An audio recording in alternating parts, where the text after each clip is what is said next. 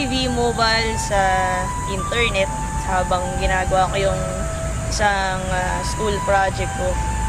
Naghanap din ako ng extra income ng that time. So, hindi ko na pinalagpas yung ads na yun sa internet. Pinuntahan ko siya sa Ortigas. Nag-attend ako ng BOM.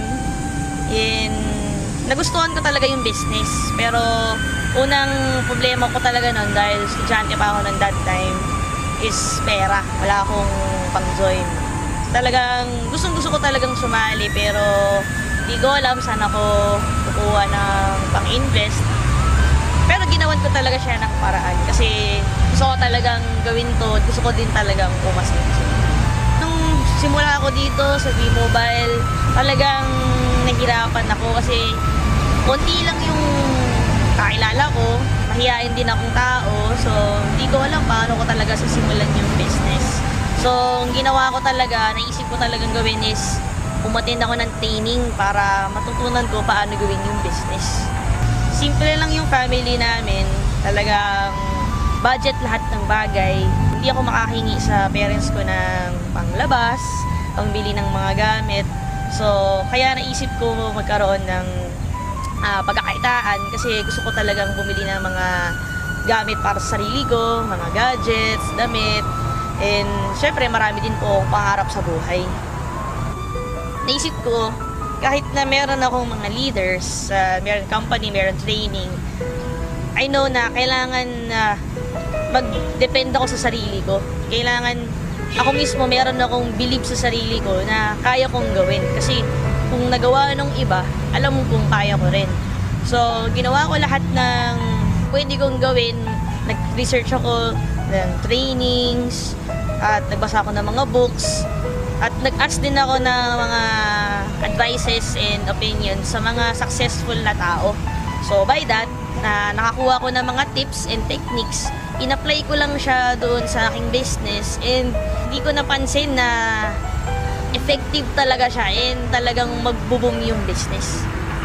Ang sarap ng feeling kasi hindi ko expect na aabot pa doon yung income ko sa business kasi ang akala ko lang talaga extra income, so akala ko maliit lang yung kita pero di ko expect na aabot pala talaga siya ng milyon. Kung talagang seryosohin mo yung business, seryoso talaga yung ibabalik niya sa'yo. Nakuha ko yung unang sasakyan ko after 1 year mahigit ko sa business kasi part-time pa lang ako nun, estudyante pa lang ako nun. Yung first car ko, Mitsubishi Galant, actually second hand pa lang ngayon. And siguro mga around less than 200,000 yung bili ko doon.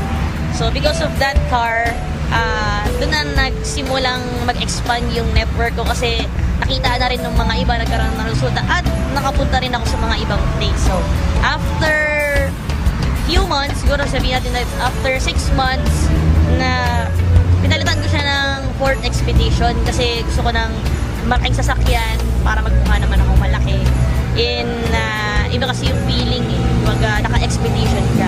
After ko mag-second hand ng kotse, naisip ko naman mag-brand new para yung kakaibang feeling. So, next car ko naman, third car ko is yung Hyundai Sonata. Ang saya kasi para siyang pang bridal car eh.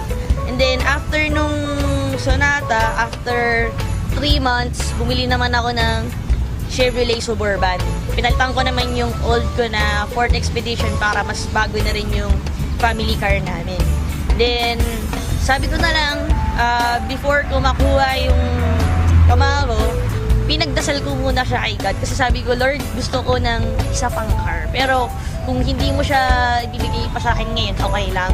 Pero, hindi ko in-expect na talagang darating siya. So, ito naman ngayon yung latest car ko, yung Camaro.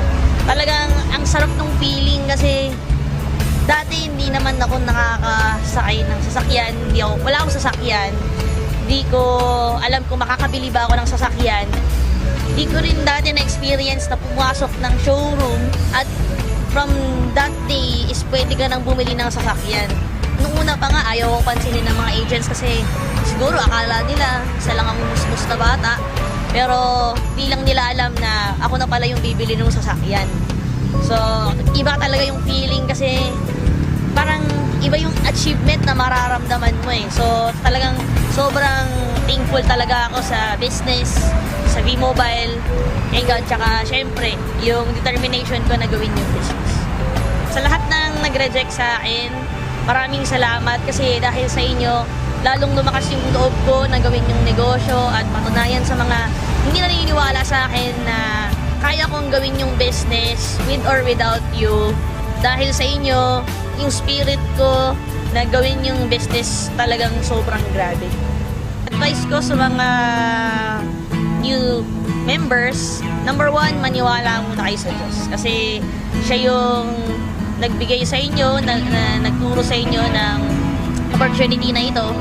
Magtiwala din kayo sa company kasi yan yung magbibigay sa inyo ng mga commissions ninyo. And lastly, magtiwala kayo sa sarili ninyo kasi wala namang imposible kung marunong kang maniwala.